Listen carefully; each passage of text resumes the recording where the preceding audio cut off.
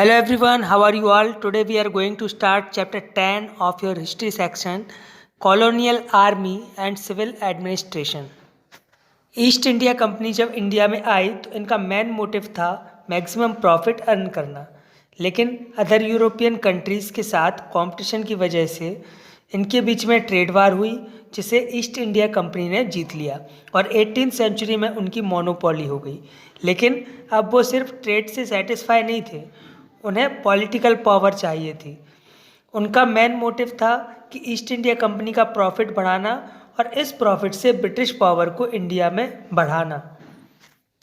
Now administration under the British. East India company एक committee manage करती थी जिसमें 24 मेंबर्स होते थे। उन्हें कोर्ट ऑफ डायरेक्टर बोला जाता था और जो शेयर होल्डर्स इन्हें चुनते थे उन्हें कोर्ट प्रोप्राइटर्स बोला जाता था। शुरुआत में कंपनी लॉस में थी क्योंकि अपनी पोजीशन का फ़ायदा उठा के वहाँ के जो ऑफिसर्स थे वो सिर्फ अपनी जेब भरने में लगे हुए थे। इसी वजह से कंपनी कर्ज में आ गई। रॉबर्ट क्लाइव को इंडिया आना पड़ा। 1772 में ब्रिटिश गवर्नमेंट ने कंपनी को $1 मिलियन का लोन दिया। इससे ब्रिटिश गवर्नमेंट को अपॉर्चुनिटी मिली कि कंपनी अफेयर्स देखेगी अब वो, और साथ में उन्हें रेगुलेट भी करेगी। इस स्टेप को ही हम रेगुलेटिंग एक्ट बोलते हैं। द रेगुलेटिंग एक्ट 1773, इसमें एक ऐसा सिस्टम बनाया कि ईस्ट इंडिया कंपनी को रेगुलेट करे लेकिन पावर खुद के पास ना रखे। इस एक्ट के अकॉर्डिंग बंगाल प्रेसिडेंसी को एक गवर्नर जनरल के अंडर में रखा गया और उसकी काउंसिल में 4 मेंबर को और रखा गया। Warren Hastings first governor general बने। काउंसिल के डिसीजन गवर्नर को बाउंड करते थे। कलकत्ता में सुप्रीम कोर्ट सेटअप हुआ। इन्हें इनकम एंड एक्सपेंडिचर का लेखा जोखा ब्रिटिश ट्रेजरी में रखना होता था। इस एक्ट से करप्शन काफ़ी हद तक बंद हो गया। Now the Pitt's India act of 1784। Regulating act में जो कमियां थी वो पूरा करने के लिए पिट्स इंडिया एक्ट बनाया गया। इसमें इंडिया में जॉइंट गवर्नमेंट बनाई गई जो कि ग्रेट ब्रिटेन और ब्रिटिश ईस्ट इंडिया कंपनी ने मिलकर बनाई। बोर्ड ऑफ कंट्रोल में 6 मेंबर्स थे जिसमें 2 ब्रिटिश कैबिनेट से थे। इस बोर्ड के पास सारे पावर थे जैसे सिविल, मिलिट्री, रेवेन्यू कलेक्शन। बाद में काउंसिल में चेंज हुआ और इसमें 3 मेंबर्स और एक गवर्नर जनरल केवल रखे गए। बॉम्बे के गवर्नर और मद्रास के गवर्नर की पावर कट डाउन कर दी गई और बंगाल के गवर्नर को कई सारी पावर्स दे दी गई। इस कारण से बंगाल इनकी कैपिटल बन गया। लॉर्ड कार्निवाल्स को गवर्नर जनरल अपॉइंट किया गया और वो ब्रिटिश इंडिया के सबसे इफेक्टिव रूलर बने। The chartered acts 1813, 1833 and 1853। British parliament ने कई सारे चार्टर्ड एक्ट्स बनाए ईस्ट इंडिया कंपनी की पावर्स को बढ़ाने के लिए। सबसे पहले इसमें है चार्टर्ड एक्ट 1813। इसमें यह था कि कंपनी इंडिया के साथ ट्रेड में मोनोपोली रखेगी, साथ ही साथ चाइना के साथ ट्रेड में मोनोपोली और टी ट्रेड में मोनोपोली भी रखेगी। चार्टर्ड एक्ट 1833, इस एक्ट में कंपनी ने चाइना के साथ ट्रेड मोनोपोली खो दी और कमर्शियल बिजनेस को भी जल्द से जल्द बंद करने को कहा गया। इनका मेन फोकस इंडिया के एडमिनिस्ट्रेशन में सेंट्रलाइज्ड था।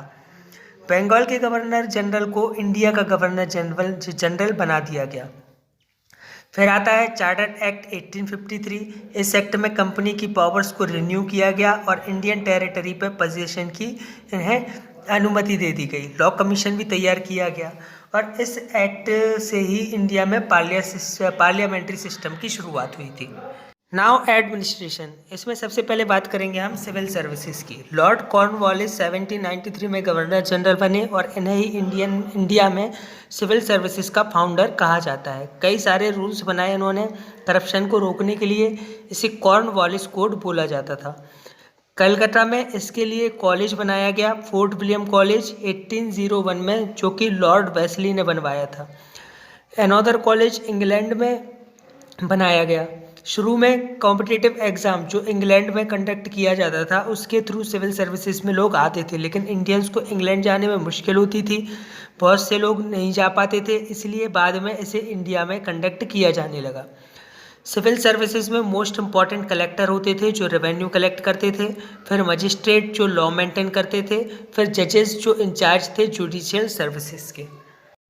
नाउ द आर्मी, ये ब्रिटिश रूल का सेकंड पिलर थे। इसमें ब्रिटिश ऑफिसर और इंडियन सिपाही होते थे।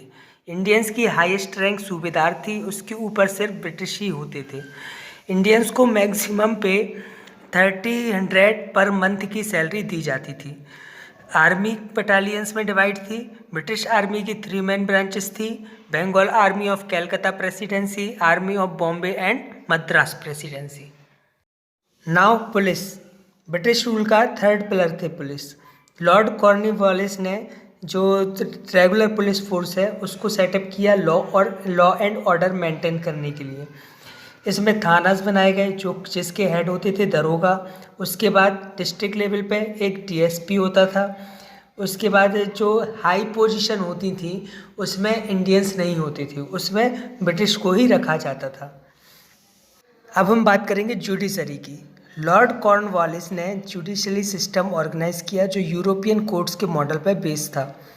शुरू में लॉ शरीयत और शास्त्र पे बेस्ड थे, बाद में इनमें थोड़े से चेंजेस हुए। शरीयत और शास्त्र तो आप जानते ही होंगे, जो हमारे शास्त्र हैं वो हिंदू धर्म ग्रंथ कहलाते हैं, और जो शरीयत है वो मुस्लिम लॉ कहलाता है। 1774 में कोलकाता सुप्रीम कोर्ट ने इंग्लिश लॉ अप्लाई किए जो इंडियंस ने एक्सेप्ट नहीं किए, फिर अलग लॉ बनाए गए।